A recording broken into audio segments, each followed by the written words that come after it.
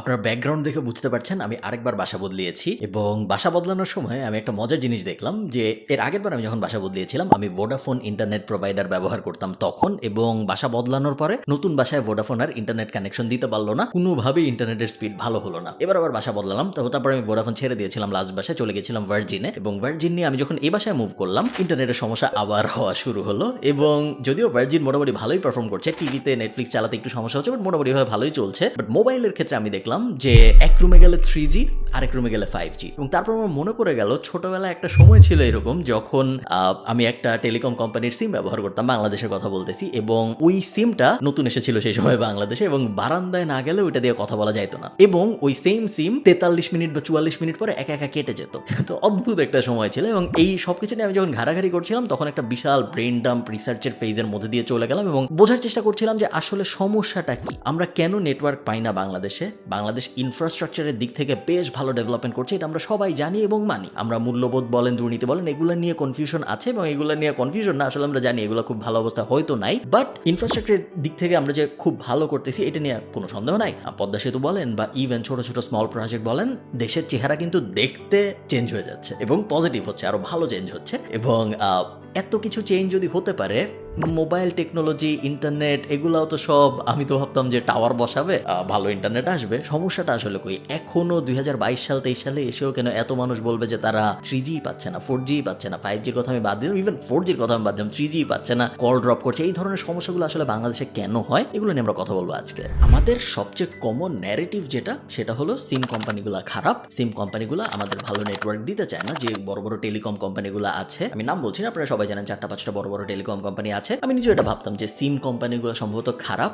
এরা সিম বেচলেই এদের কাজকর্ম শেষ, এরা আমাদের ভালো নেটওয়ার্ক দিতে চায় না, এবং ওখানেই দরবার শেষ, সিম বেচছে শেষ, তোমাকে আমার বেচা। বাট আরেকটু গভীরে যদি আপনি যান তাহলে আপনি দেখতে পারবেন ব্যাপারটা আসলে এত সিম্পল না। আপনি চিন্তা করেন, আমরা যারা মার্কেটিং এ পড়েছি তারা সবাই প্রিন্টার অ্যান্ড ইঙ্ক থিওরি, বা অনেকে বলে যে রেজার অ্যান্ড ব্লেড থিওরি, ওই থিওরিটার সাথে আমরা সবাই পরিচিত। যে যখন কোনো কোম্পানি আপনাকে প্রিন্টার বেচে, ক্যানন, নাইকন, সব প্রিন্টার কোম্পানি এগুলো ইউজ করেছে এবং এখন অনেকে করে, যে প্রিন্টারে কিন্তু সে প্রফিট করে না, প্রফিট করে যখন সে প্রিন্টারের কালি বেচে। এই কারণে সে চেষ্টা করে প্রিন্টারটা যত কম দামে আপনাকে দিয়ে দেওয়া যায়, কারণ সে কালির দাম দিয়ে পরবর্তীতে প্রফিট করবে। একই জিনিস আমরা শেভ, রেজার, ওই দুনিয়াও দেখি যে রেজারে প্রফিট করতে চায় না, কারণ ব্লেড দিয়ে ওরা পরে প্রফিট করতে পারবে। তো বিজনেসের আইডিয়াটা খুব সিম্পল, বা মার্কেটিং এর এই হ্যাকটা খুব সিম্পল। আপনার একটা মেইন প্রোডাক্ট থাকবে যেটা মেইন ড্রাইভার, ওইটা আপনি মানুষকে অ্যাডপশন করাবেন, ওইটা আপনি অনেক মানুষকে দিবেন যেন অনেক মানুষ ওটা ইউজ করে, ওটার থেকে আপনার প্রফিট হওয়ার দরকার নেই। আপনি পরবর্তীতে ওইটার উপরে যে অ্যাড অন, যে রিপ্লেসেবল এলিমেন্টটা আছে, ওইটা আপনি প্রতিনিয়ত চেঞ্জ করতে থাকবেন 3 মাস 6 মাস পর, এবং ওটার থেকে আপনি মূলত প্রফিট করবেন, এবং তখন কাস্টমার সহজে সরে যেতে পারবে না। কাস্টমারের সরে যাওয়ার কস্ট অনেক বেশি থাকবে, নট লাইক টাকার হিসাবে কস্ট। একটা সিম বদলানো একটা ঝামেলার ব্যাপার, একটা প্রিন্টার চেঞ্জ করা একটা ঝামেলার ব্যাপার, তো ওই ঝামেলার মধ্যে দিয়ে সে যেতে চাবে না, অপরচুনিটি কস্ট অনেক বেশি থাকবে ওই ক্ষেত্রে। এবং এই পদ্ধতি ব্যবহার করে অনেক মানুষ মার্কেটিং করে। এবং আপনি যদি একটু ভালো মতো খেয়াল করেন, আপনি দেখবেন টেলিকম কোম্পানিগুলোর বিজনেসটাও কিন্তু আসলে সিমিলার একটা ব্যাপার। আমি যখন আমার আইরিশা একটা 3 নামে একটা কোম্পানি আমি ব্যবহার করি আমার মোবাইলের জন্য, এবং এর সিম যখন আমি চালাই, সিম কিন্তু ফ্রি, সিম কিন্তু কোনো টাকা লাগে না, কিন্তু প্রত্যেক মাসে আমার 20 ইউরো রিচার্জ করতে হয়, তাহলে আমি আনলিমিটেড ইন্টারনেট পাই, আনলিমিটেড ফোন কল পাই, আনলিমিটেড SMS পাই, ইত্যাদি ইত্যাদি। তো সিম বেচার সময় কিন্তু সে আসলে আমার কাছ থেকে প্রফিট করে নাই, সে লাভটা করছে যখন আমার অনগোয়িং ওই মান্থলি প্রত্যেক মাসে আমি 20 টাকা করে রিচার্জ করছি ওইভাবে। বাংলাদেশের ক্ষেত্রেও সেম, সিম কোম্পানিগুলা সিম বেচে আপনার কাছ থেকে তেমন কোনো প্রফিট করে না। অনেকে 50 টাকার বিনিময় দেয়, অনেকে 100 টাকার বিনিময় দেয়, 0 টাকায় কেউ আসলে অত দিতে চায় না, কারণ মিস ইউজ অনেক বেশি হয়। অনেকে কোনো কারণ ছাড়াই দেখা যাবে 1000টা সিম নিয়ে বসে আছে, এরকম জিনিসপত্র বেশিরভাগ কোম্পানি চায় না, এই কারণে নামমাত্র মূল্যে আসলে সিমগুলা দেওয়া হয়। সিম থেকে যদি সে ব্যবসা না করে, তার মেইন বেনিফিটটা যদি হয় মানুষ ওই প্রোডাক্ট যত ইউজ করবে ওটার থেকে, তাইলে প্রোডাক্টটা ইউজ করা তো সহজ হওয়ার কথা, বা প্রোডাক্টটা ইউজ করা যেন সহজ হয়, এটার জন্য মোবাইলের নেটওয়ার্কগুলোর যা করা সম্ভব তাই করতে পারার কথা। চিন্তা করেন, আমি মনে করেন একটা টেলিকম কোম্পানি, আমি মাকলু টেলিকম, আমি আমার সিম বেচছি, সিমের থেকে আমার তেমন কোনো লাভ হয় নাই, বাট ওই মানুষটা যাকে আমি মাকলু সিমটা বেচছি, সে যখন ওই প্রোডাক্টটা ইউজ করবে, মানে সে যখন প্রত্যেক মাসে ইন্টারনেটের ডেটা কিনবে, সে যখন প্রত্যেক মাসে ফোন কল করবে, মেসেজ পাঠাবে, তখন যে আমার লাভ হবে। তাহলে তো আমার অনেক নেটওয়ার্ক বানানো উচিত, যাতে করে মাকলুর সিম যে কিনছে সে আমার নেটওয়ার্ক খুব আরাম করে বারবার ইউজ করতে পারে, বেশি করে ইউজ করতে পারে, তাই না? কিন্তু তা হয় না। কল কেন ড্রপ করে, নেটওয়ার্ক কেন ড্রপ করে, সমস্যাটা আসলে কোথায়? হাবিচাপি নিয়ে ঘাটাঘাটি করতে দেখলাম যে অনেক সময় ফোন কোম্পানিগুলো চাইলেও আসলে আপনাকে ভালো সার্ভিস দিতে পারে না। এরা বেশিরভাগই চায় ভালো সার্ভিস দিতে, নট বিকজ ওরা অনেক ভালো, বাট বিকজ ভালো সার্ভিস দিলে আসলে উইন উইন সিচুয়েশন ক্রিয়েট হয়, ওদের লাভই আসলে যদি ওরা ভালো সার্ভিস দিতে পারে। কিন্তু বেশিরভাগ সময় দেখা যাচ্ছে বাংলাদেশের প্রেক্ষাপটে ওরা চাইলেও ভালো সার্ভিস দেওয়া সম্ভব না। একটা উদাহরণ দিই আমি আপনাদের। মনে করেন আপনি একটা 6 তলা বাসায় থাকতেন, খুব ভালো, আপনি বারান্দায় যাইতেন, চা খেতেন, কথা বলতেন, ইন্টারনেট ইউজ করতেন, 3G এর সময় 3G পেয়েছেন, 4G সময় 4G পেয়েছেন। হঠাৎ করে আপনি দেখলেন আপনার ইন্টারনেট স্পিড কমে গেছে, আপনার কল ড্রপ করা শুরু হয়েছে, ওই ঝামেলাগুলো হওয়া শুরু হয়েছে। কেন হইলো? অনেক অনেক অনেক কমপ্লিকেটেড জিনিসপত্রে যাওয়া যায়, বাট বেসিক্যালি ব্যাপার যেটা হয় বেশিরভাগ সময় সেটা হলো আপনার সামনে বা আপনার কোনো একটা সাইডে বিশাল বড় আরেকটা বিল্ডিং হয়ে গেছে, 6 তলা আরেকটা বিল্ডিং হয়ে গেছে, 7 তলা আরেকটা বিল্ডিং হয়ে গেছে, এবং আপনার কাছে আর নেটওয়ার্কের কানেক্টিভিটি আসতে পারতেছে না। সেলফোন তো রেডিও টেকনোলজি ইউজ করে, এবং এই রেডিও টেকনোলজি আপনার কাছে আসে হলো ইথারের মাধ্যমে। এবং এই প্ল্যানটা যখন করা হয়েছিল যে আমি বারান্দায় দাঁড়ায় চা খেতে খেতে যখন ফোনে কথা বলবো, আমার কাছে যে নেটওয়ার্কটা আসবে, ওই প্ল্যানটা যখন ওই ফোন কোম্পানি করেছিল তখন সামনে ওই 10 তলা বিল্ডিং ছিল না। সো ওই অ্যাটমসফিয়ারে যখন প্ল্যানটা করা হয়েছে, এবং পরবর্তীতে যখন এদিক থেকে বিল্ডিং ওদিক থেকে বিল্ডিং, আবার বললাম আমার ইনফ্রাস্ট্রাকচার অনেক ভালো আমরা, সো এত এত আরবানাইজেশন যখন হয় তখন ওই পুরানো প্ল্যান আর কাজ করে না। সো পুরানো প্ল্যানে ছিল যে অমুকের কাছে আমার কাছে সরাসরি নেটওয়ার্ক পাঠাবো, কোনো ঝামেলা হবে না, বাট এখন নেটওয়ার্ক খালি বিল্ডিং এ যায় ধাক্কা খাচ্ছে। এখন তাইলে অবভিয়াস সলিউশন হলো নতুন বিল্ডিং হয়েছে তাতে সমস্যা কি, নতুন টাওয়ার বসায় দিই, তাহলে তো ঝামেলা মিটে যায়। কিন্তু এই ব্যাপারটা আসলে এত সহজ না। দুইটা প্রবলেম হয়। একটা, ঠিক যেই লোকেশনে টাওয়ার বসালে ম্যাক্সিমাম আউটপুট দেওয়া পসিবল হয়, ওই লোকেশনটা সবসময় অ্যাভেলেবল থাকে না। ওখানে ধরুন অলরেডি একটা বাড়ি আছে, অমুক জিনিস আছে, তমুক জিনিস আছে, ওখানে আপনি চাইলে যে হঠাৎ করে একটা টাওয়ার বসায় দিতে পারেন না। এবং সেকেন্ড যেটা, সেটা সাইকোলজিক্যাল, সেটা হলো অনেক মানুষ এখনো মনে করে ফর সাম রিজন যে টাওয়ার যদি বসানো হয় মোবাইলের, তাইলে ওখান থেকে ক্যান্সার হবে, ওখান থেকে রেডিয়েশন আসবে, ওখান থেকে স্কিন পুড়ে যাবে ইত্যাদি, হাবি যাবে অনেক। এবং এইটা যে শুধু বাংলাদেশে হয় তা না, এটা কিন্তু একটা ইন্টারন্যাশনাল ফেনোমেনা। আমরা দেখেছি 5G যখন হওয়া শুরু হইলো, 5G যখন আসা শুরু করলো, এবং আমেরিকার মতো দেশ, যেটা আমরা বলি উন্নত দেশ, ওই দেশেও আমরা দেখেছি যে 5G এগেইনস্টে প্রোটেস্ট হয়েছে, কারণ 5G তে ক্যান্সার হবে, এই হবে সেই হবে, যেগুলো সবই আসলে ভ্রান্ত ধারণা, এগুলোর কোনোটাই সঠিক না। এ বিষয়ে কোটি কোটি রিসার্চ আছে, আমি আন্দাজে বলতেছি না। WHO, এগেইন অনেকে বললো হু এর কথাও বিশ্বাস করে, WHO এর যে রিসার্চ, ওদের যে অ্যাকসেপ্টেবল রেডিয়েশনের অ্যামাউন্ট, তার 5000 ভাগের 1 ভাগও আসলে মোবাইল টাওয়ার থেকে আসে না, মোবাইল থেকে এমিট হয় না, তার থেকে অনেক বেশি আসলে হয় মাইক্রোওয়েভ থেকে। কিন্তু মাইক্রোওয়েভের বেনিফিটটা হলো মাইক্রোওয়েভের বেশিরভাগই কনসিলড থাকে। মাইক্রোওয়েভ আপনারা যখন ওভেন চালান তখন ওভেনের দরজার ভিতরে সব রেডিয়েশন থাকে, বাইরে আসে না, কারণ আপনি তো ওভেনের দরজা খুলেন যখন ওভেন বন্ধ হয় তখন, তাই না? তো বেশিরভাগ রেডিয়েশনই আসলে মাইক্রোওয়েভের ভিতরে থাকে, বাট তারপরেও মাইক্রোওয়েভ থেকেও যতটুকু লিক হয় মোবাইলের রেডিয়েশন তার থেকেও কম। সো কোনো হিসাবেই আসলে টাওয়ার থেকে আপনার ক্যান্সার হয় ওই যুক্তিটা খাটে না। আমি কিছু রিসার্চের লিঙ্ক দিয়ে দেবো, আপনারা দেখতে চাইলে ডেসক্রিপশনে। তারপরেও তাহলে মানুষ এটা কেন বিশ্বাস করে? এরকম কাহিনী আমরা শুনেছি যে এই এলাকার সবাই অনেক ভালো ছিল, কিন্তু মোবাইলের একটা টাওয়ার বসানো হয়েছে। বাংলাদেশেই এরকম কাহিনী শোনা গিয়েছে অনেক, যে মোবাইলের একটা টাওয়ার বসানো হয়েছে, এখন এই এলাকার মানুষের বুকে ব্যথা করে, এখন এই এলাকার মানুষের ক্যান্সার। এটা হয় কারণ প্ল্যাসিবো এফেক্ট। খুব ফ্যাসিনেটিং একটা জিনিস। আপনারা যদি চান আমি প্ল্যাসিবো এফেক্ট নিয়ে আলাদা একটা ভিডিও বানাই, আমাকে অবশ্যই কমেন্টে জানাবেন, আমি চেষ্টা করব। মানুষের মন যে কোনো একটা কিছু বিশ্বাস করে ফেললে কিরকম ফ্যাসিনেটিং আচরণ করতে পারে, এটা অনেক অনেক রিসার্চ না দেখলে আসলে বিশ্বাস করার মতো না, যে মন বা ব্রেইন কি অদ্ভুত একটা জিনিস হইতে পারে। কাহিনী এখনো শেষ না, আরো কাহিনী আছে। আমি বিজনেস স্ট্যান্ডার্ডের একটা নিউজে দেখছিলাম, এবং নিউজটা আমি এখানে ওপেন করে রেখেছি, যে মোবাইল যে টেলিকম কোম্পানিগুলো আছে তারা 20,000 কিলোমিটার ভাড়া নিয়েছে কেবল, কিন্তু এই কেবল দিয়ে তারা আপনাকে আমাকে নেটওয়ার্ক দিতে পারে না। তারা আপনাকে আপনার আমার জীবনে ওই যে আমরা আরাম করে কথা বলবো, আরাম করে ইন্টারনেট ইউজ করবো, ওই বেনিফিটটা তারা দিতে পারে না। এবং কেন জানেন? আপনারা গেস করতে পারবেন না কেন।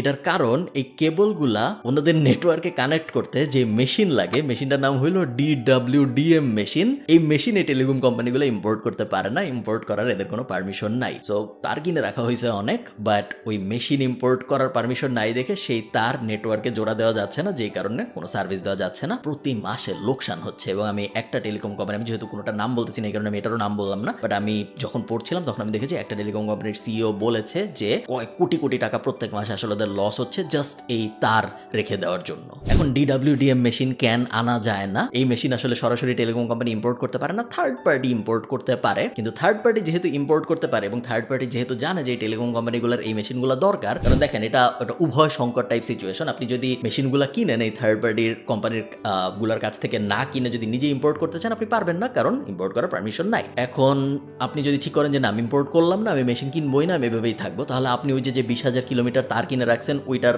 আপনার লস গুনতে হচ্ছে প্রত্যেক মাসে। সো অনলি লজিক্যাল অপশন বা অনলি রিয়েল অপশন আসলে হলো এই কোম্পানিটার থার্ড পার্টির কাছ থেকে এই মেশিন কেনা, এটাই থার্ড পার্টি জানে। এই কারণে নর্মাল দামের থেকে কখনো কখনো 20 গুণ দাম পর্যন্ত হাঁকানো হয় এই মেশিনগুলোর জন্য, যেটা আনফর্চুনেট বাট ক্যাপিটালিস্টিক সোসাইটি। এটা আসলে ক্যাপিটালিস্টিকের রিয়েল এক্সাম্পল না, বিকজ এটা ফেয়ার গেম হচ্ছে না। আরো কাহিনী আছে, কাহিনী এখনো শেষ না। 2018 সালে সরকার 4টা কোম্পানিকে লাইসেন্স দিয়েছে টাওয়ার বসানোর জন্য, এবং এই 4টা কোম্পানির একটাও টেলিকম কোম্পানি না, সেগুলো সব থার্ড পার্টি কোম্পানি। এই কোম্পানিগুলোর মধ্যে আছে সামিট টাওয়ার, কীর্তনখোলা টাওয়ার ইত্যাদি ইত্যাদি। এবং এদের কাজ, এরা টাওয়ার বানাবে এবং টাওয়ার বানিয়ে এই টাওয়ার টেলিকম কোম্পানিগুলোকে ভাড়া দিবে। সো টেলিকম কোম্পানিগুলোর হাতে আসলে নিজেদের কন্ট্রোল নাই, যে আমি মনে করেন আমি জায়গাও পেয়েছি, মনে করেন রেডিয়েশনের ব্যাপারে আমি সবাইকে বুঝাই ফেলছি, তারপরেও আসলে অনেক সময় এই কোম্পানিগুলা যাদের নিজেদের নেটওয়ার্ক বানানো নিজেদের স্বার্থেই জরুরি, তারপরেও তারা পারতেছে না, বিকজ এই পাওয়ারটা আসলে অন্যান্য অনেক কোম্পানির হাতে চলে গিয়েছে। এবং এই কোম্পানিগুলা লাইসেন্স নেওয়ার জন্য 25 কোটি টাকা দিয়েছে সরকারকে, এবং পরবর্তীতে রিনিউয়ালের জন্য প্রত্যেক বছর 5 কোটি দেওয়া হয়, যেটা আমি একটা নিউজে দেখলাম।